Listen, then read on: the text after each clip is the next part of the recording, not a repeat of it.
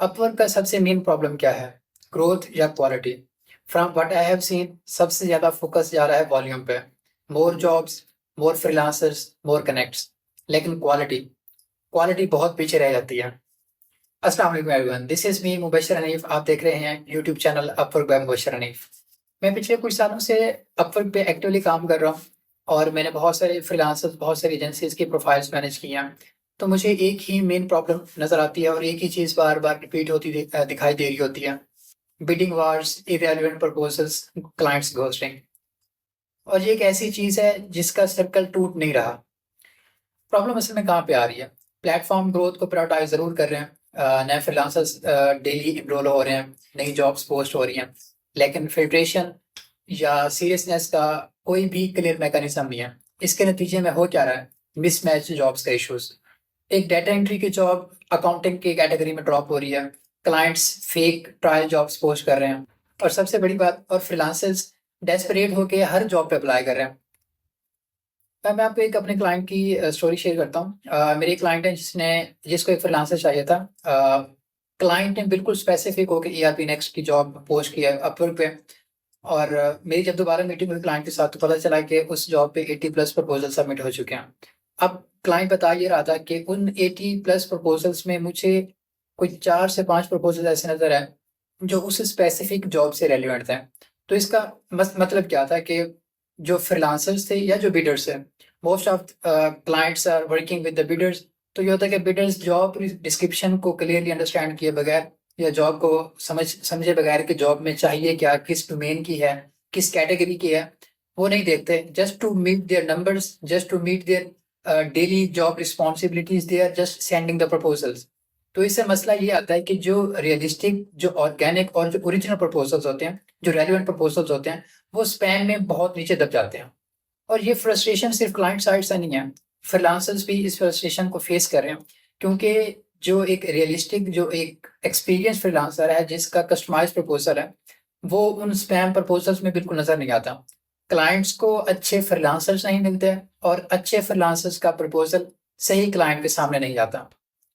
अब इस वर्षों में अपवर्क में क्या करना चाहिए? अगर एंट्री लेवल पे जॉब्स की क्वालिटी को प्रायोरिटाइज किया जाए तो ये प्रॉब्लम सॉल्व हो सकता है। जैसे कि प्रॉपर कैटेगरी वैलिडेशन। अगर एक क्लाइंट अकाउंटिंग की जॉब पोस्ट कर रहा है तो वो जॉब डाटा एंट्री की कैटेगरी में या सेक्शन में नहीं जानी चाहिए। Second most important thing is connects के साथ फिल्ट्रेशन। हर बंदा या हर फ्रीलांसर हर जॉब पे अप्लाई ना कर सके। एक्सपर्टीज की बेसिस पे कनेक्ट्स यूज करना अलाउ किया जाए। और सबसे इम्पोर्टेंट चीज़ जो है वो क्लाइंट की वेरिफिकेशन और सीरियसनेस चेक करना। वेरिफिकेशन तो ऑब्वियसली पहले भी हो रही है, लेकिन सीरियसनेस चेक करना बहुत इंपॉर्टेंट है। क्योंकि आजकल क्लाइंट साइड से जॉब पोस्ट करना ऐसा है कि जैसे आप ट्विटर पे एक ट्वीट कर रहे हो। लेकिन जब तक प्लेटफॉर्म पे सीरियसनेस चेक का फैक्टर नहीं आएगा तब तक ये घोस्ट जॉब्स, ये घोस्टिंग क्लाइंट्स, ये जो इनका नंबर्स हैं वो डेली बढ़ते रहेंगे। आप किसी भी अपवर कम्युनिटी या ग्रुप में चले जाएं तो आपको फ्रीलांसर्स और क्लाइंट्स की तरफ से सेम ही कंप्लेंट्स नजर आती हैं। कनेक्ट्स वेस्ट हो गए, क्लाइंट्स रिप्लाई नहीं कर रहे, 100 प्लस जॉब्स पे प्रपोजल्स हो रहे हैं, फ्रीलांसर्स को समझ नहीं आ रही कि एक्चुअल में सीरियस कौन है। यानी दोनों साइड्स पे ट्रस्ट डेफिसिट क्रिएट हो गया है। ये इश्यूज रिपीट होते रहेंगे, बस होगा क्या कि इनकी फॉर्म्स थोड़ी सी चेंज हो जाएंगे। आज बिडिंग वार है, कल कनेक्ट्स का इन्फ्लेशन होगा, लेकिन मसला फिर भी सेम रहेगा, रेलिवेंस और सीरियसनेस की कमी। अगर एक फ्रीलांसर की एंट्री फिल्टर हो, साथ में ही क्लाइंट साइड से भी उसकी जॉब जॉब पोस्टिंग भी फिल्टर्ड हो, तो इससे दोनों का एक्सपीरियंस बहुत बेटर हो सकता है। तो इससे होगा क्या? Less volume, more quality, less noise, more clarity. मैं ये सब इसलिए आपके साथ शेयर कर रहा हूँ क्योंकि ये स्ट्रगल मैंने खुद देखी है, as a freelancer, as an approved builder. I am the someone जो रोज किसी न किसी फ्रीलांसर के साथ, किसी एजेंसी के साथ इंटरेक्ट हो रहा होता है।